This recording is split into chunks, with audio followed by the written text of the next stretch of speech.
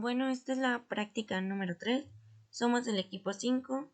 El equipo está conformado por Díaz Pérez Emiliano, Fuentes Ortega Yosimi, Guerrero Lares Ángel, Ibarra García Carol y Villarreal Díaz Frida.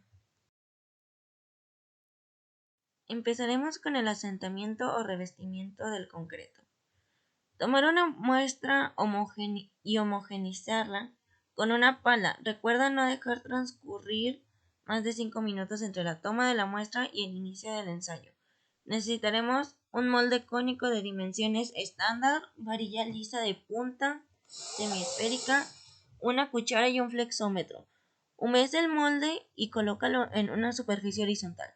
Apoya ambos pies en los soportes y con una cuchara comienza el llenado en 3 capas de igual volumen. Entre capa y capa realiza 25 inserciones. Recuerda dejar un exceso en la última capa para que luego de las inserciones puedas engrasarlo sin mover el cómo limpia los derrames alrededor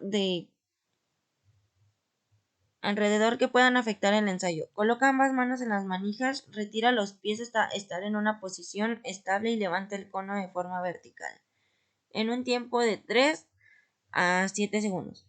Coloca el cono en una forma invertida junto a la muestra de concreto y la varilla de firme horizontal apoyada sobre este. Mide la distancia entre la parte inferior de la varilla y la proyección al centro del cono, como este ensayo tiene una precisión de más o menos 1 pulgada. Algunos de los errores comunes son realizar una lectura al punto más alto del cono y no al centro. Tomar la lectura aun cuando el cono se ha partido. 3. Tomar la lectura desde la parte superior de la varilla o cuando el concreto aún se encuentra en movimiento. Y 4. Considerar la precisión del ensayo. Elaboración y curado de especímenes de concreto. La elaboración y curado de especímenes de concreto cilindros en la obra ASTM C31 NTC 555 necesitaremos una muestra de concreto, moldes de un material rígido y no absorbente ni reactivo con el concreto, varilla apisonadora lisa y de punta redondeada, maceta o martillo de goma con un peso de 60 más o menos 200 gramos, cuchara y una llana palustre. Primero coloca los moldes en una superficie plana, nivelada, libre de obstáculos y vibraciones. Segundo, aplica una capa delgada de desmoldante. Llena los moldes en 2 o 3 capas iguales para cilindros de 10 a 15 centímetros, respectivamente. Entre capa y capa realiza 25 inserciones y de 10 a 15 golpes distribuidos. Dejar transcurrir algunos minutos y enrasa con la llana a los cilindros. Marca los cilindros en forma que no se altere la superficie de los mismos durante el curado. Luego que los cilindros fragüen y máximo 48 horas después de haberlos conformado, desencófralos y márcalos. Coloca los cilindros a curar máximo 30 minutos después de desencofrarlos. Errores comunes. Utilizar el concreto con el que fue tomado el contenido de aire para conformar cilindros. 2. Llenar los cilindros con la llana. 3. Transporte excesivo de los cilindros, luego de ser conformados.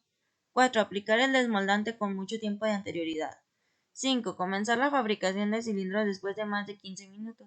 Y 6. Empezar el curado final de los cilindros después de 48 horas.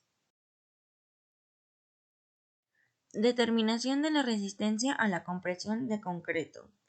El proceso a seguir de la determinación de la resistencia a la compresión de cilindros y corazones de concreto se hace bajo la misma norma NMXC 083 NNCC E 2002. Una vez sabido esto, podemos proceder con el equipo adecuado para llevar a cabo este proceso.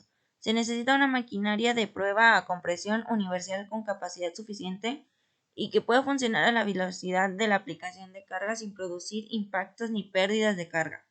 El error permitido en la prueba a compresión debe ser máximo más o menos 3% de la carga aplicada. Para poder determinar la resistencia a la compresión de los elementos se debe considerar lo siguiente. 1. Medir el diámetro de los cilindros con una aproximación de 1 milímetro, promediando las medidas de 2 diámetros perpendiculares entre sí a una altura media del cilindro. 2. La altura debe determinar con una aproximación de 1 milímetro en 2 alturas opuestas, Asimismo, determinar la masa del cilindro. 3. Antes del ensayo, los cilindros deben estar cabeceados y en estado húmedo. Varilla de acero, refuerzo, losa, concreto, trave, casa habitación y estructura corruga. La varilla es un objeto de acero a la que sección en esta parte para mejorar la adherencia al concreto. Su principal uso es para edificar la base sobre la que se levantan las estructuras básicas de los edificios, las columnas y las traves, que popularmente se conocen como castillos. Las varillas van ocultas en el interior de las columnas de los edificios, puesto que son recubiertas con cemento. Acero galvanizado es un tipo de acero recubierto de zinc que le da una alta resistencia a la corrosión. Se utiliza principalmente en estructuras y alimentos que tienen contacto con agua. Acero laminado, utilizado principalmente en la estructura de los edificios y obras de ingeniería civil. El acero tiene propiedades mecánicas inherentes que lo hacen un candidato ideal para la construcción. La losa de concreto armado es un elemento estructural. Tiene la intención de servir de separación entre pisos consecutivos de un edificio, por lo que a veces se llama losa de entrepiso, y al mismo tiempo servir como soporte para las cargas de ocupación, como son cargas vivas y cargas muertas. El concreto es una mezcla de materiales como la arena, grava y gravilla, también llamados agregados, y cemento, que sirve como aglutinante. El concreto es un material que para endurecer solo necesita agua durante el mezclado. Es por eso que también puede ser utilizado bajo el agua.